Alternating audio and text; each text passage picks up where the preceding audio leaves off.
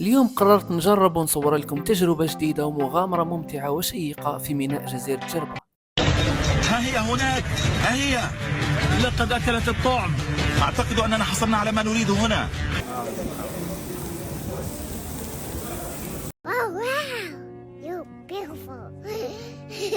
لكن صدق من قال تجري الرياح بما لا تشتهي السفن.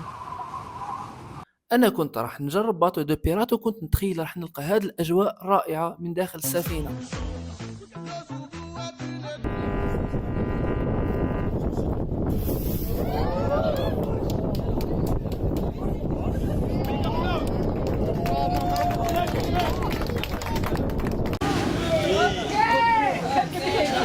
Répétez après moi, répétez after me, but very loud. اوكي؟ واخو ما سمعت حتى شيء. اوكي؟ سمعت حاجة من غادي؟ سمعتها؟ ولكن لسوء الحظ هذا وش لقيت؟ الميناء فارغ، السفن راسية، وين راحوا العباد؟ كاين غير اللي راهو يصور الآن. والسبب نسقسيكم اللي باطو ما يخرجوش. البيرات ايه لا يحب لهم كان حكايه 5 ايام اخرين خويا على جال الموفيتون. وكي نكمل من هنا من هنا واش كاين فيه كذا. درت عادي فلايك وكل بورت بحاره غادي بورت باش ما غادي بحاره فهمت كاين بحاره شوفوا بارك الله فيكم. حتى تعمل دوله برا تعمل دوله عايش بارك الله. السبب كما عرفتوا انه الحاله الجويه كانت ما تسمحش باش يخرجوا هذه السفن، وكانوا داروا اعلان لكن للاسف انا ما شفتوش. ولهذا قلت لكم في عنوان الفيديو تروح للبحر وما تشربش.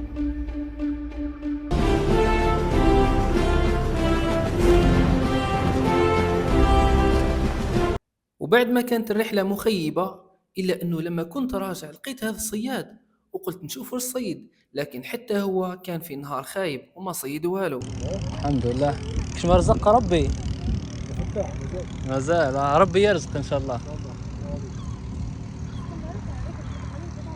مال في تصيد هنا ويكون شوية هكذا الأنواع تاع الحوت اللي يكونوا هنا سردين ها قليل دوراد مالا. انا ان شاء الله لا عود كي جيت انا يرزق ربي وندير فيديو كيف تجبدها.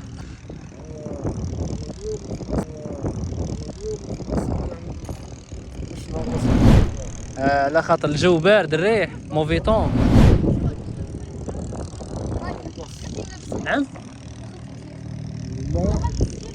لا نازل ياسر ها كيما نقولوا احنا البحر هبط. والمفاجأة أني لما كنت تحاور معاه شفت هذا الكائن الغريب وحاولنا نصيدوه. اللي يعرف اسمه يخليه في التعليقات.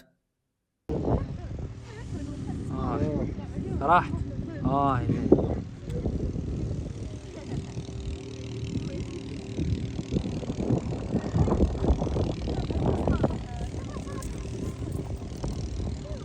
نطرها خا واش راح يدير لها ما على باليش. ما تبان لكمش باسكو عندها واحد الدمويه هكا تبان كي الحجره كي تحركت باش شفتها.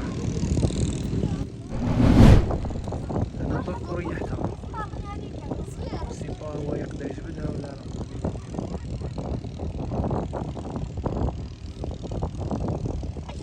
تكون راحته على بالك وش هي هيك لا هي جات مدايره تمويه زي الحجره ما تبانش حتى تحركت. من البول كلامار هيك. حاولنا لكن للأسف ما قدرناش نصيدوه. إذن ما عليا غير نرجع للفندق، لكن بصح وأنا في طريقي نشوف هذه القلعة التاريخية، وبالفعل راح اكتشفتها وتفرجوا واش لقيت عليها. فور إسبانيول أو برج مصطفى الغازي. اليوم زيارة كانت لهذا البرج الذي شيد في العهد العثماني على يد القائد مصطفى الغازي لأجل حماية جزيرة جربة من التهديدات البحرية آنذاك.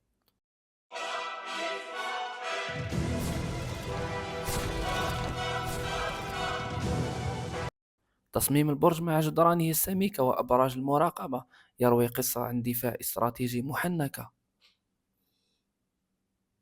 حيث كان الجنود العثمانيون يراقبون البحر من أجل تأمين الجزيرة وحمايتها. واليوم أصبح هذا البرج واحد من المعالم السياحية الهامة في الجزيرة. ما تنساش دير أبوني به يوصلك ديما جديد.